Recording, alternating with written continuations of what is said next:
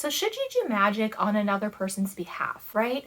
So the concept I'm going to be talking about in this video today is not if somebody comes to you and asks you specifically to do magic for them. This is just if you are seeing somebody in your life, an acquaintance or somebody in general who is struggling, going through a hard time, and you just feel really impressed to help them, and you decide that you want to use your magic in order to do that, right? To do a spell or a ritual in order to help them or ease them through this difficult time.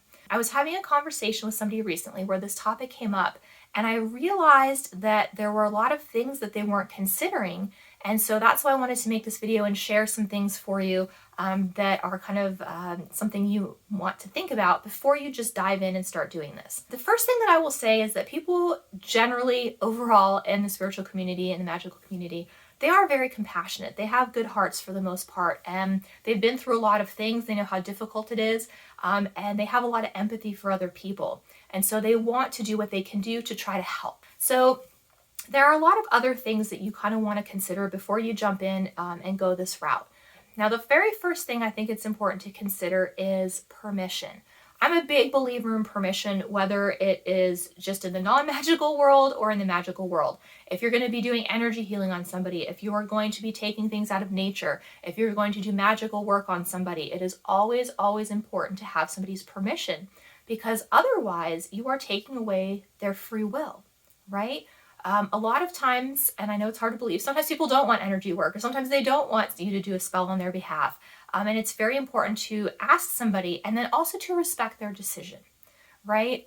Just because it's something that you would do and you would find helpful does not mean that somebody else is comfortable with it, or perhaps they have other reasons for declining your offer.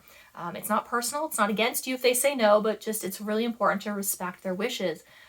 Because if you are doing something on somebody else's behalf, even though it is coming from the kindness of your heart, right? I think this is the second part. A lot of people do not necessarily do magic to help somebody with bad intentions, right? They don't, because they see somebody that's suffering, they see there's an opportunity for them to do something about it, and they want to help. However, even though it's being done with good intentions, it doesn't necessarily mean that it's the right thing for that person. And it also doesn't mean that it's something that that person wants. So it's very important to allow people to make decisions for themselves. How would you feel if somebody came up to you today and said, oh, I did this thing and I, removed these things from you, or I changed your destiny in some way? You don't have a say in that. I think that's a really important consideration, to see it from the other person's perspective and to ask permission, right? And to understand that even though it's coming from a good place, it's not necessarily your place to be doing that. So think about those things before you do it.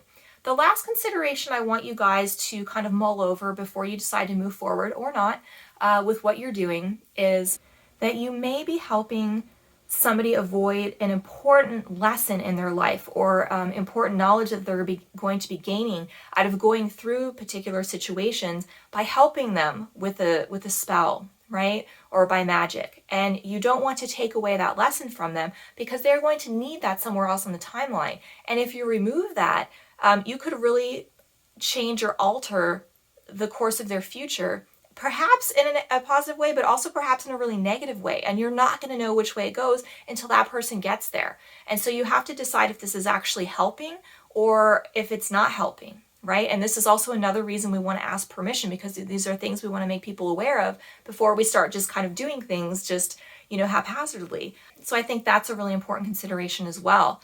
I do understand that sometimes things are really horrible and we think, why on earth would we need that? I've had some bad stuff happen to me too, and because of it, I'm actually able to help other people. It actually helps me avoid really bad situations and bringing those back into my life a second time or a third time, or, however many times they appear. So I think that that's a really important consideration as well, is that you could really permanently alter somebody's timeline, and that may not be good for them. The other thing I want to go back to is kind of on the compassion point as well. I think sometimes too, just an example, I saw somebody that I really cared about going through a very difficult divorce at one time.